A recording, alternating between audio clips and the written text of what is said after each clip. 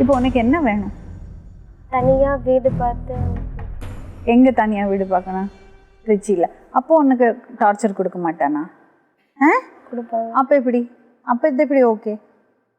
அப்போ நீ போய் சொல்கிற, போய் தான் சொல்கிற, சும்மா காரணம் சொல்கிற அங்கே போகாமல் இருக்கிறதுக்கு. அங்கே போகாமல் இருக்கிறதுக்கு இல்லை. அவங்கள கூப்பிடுங்களேன். நான் எவ்வளவோ சொல்லி பார்த்துட்டேன்.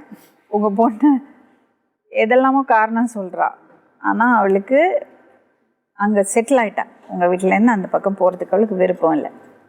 அவளுக்கு ஒரு டைம் கொடுங்க, ஒரு 3 மாதம் டைம் கொடுங்க. அவள் வந்து வாழலைன்னா டிவோர்ஸ்க்கு அப்ளை பண்ணுங்க. ட்ரை பண்ணுங்கள், 3 மாதம் ட்ரை பண்ணட்டுமா? நீங்கள் சொல்லி புரிய வைங்க. அவள் போய் வாழ்ந்ததுன்னா ஓகே.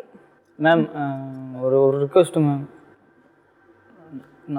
நாளைக்கு இல்லைனா ஒரு நாள் 2 நாள் வீட்டில் கூப்பிட்டு போய் வச்சுருந்துட்டு நானே கூப்பிட்டு போய் ஊரில் விட்டு வந்துடுறேன் மேம். ஏன்னா பையனை அன்றைக்கி தான் பார்த்துருக்காங்க அப்பா அம்மா.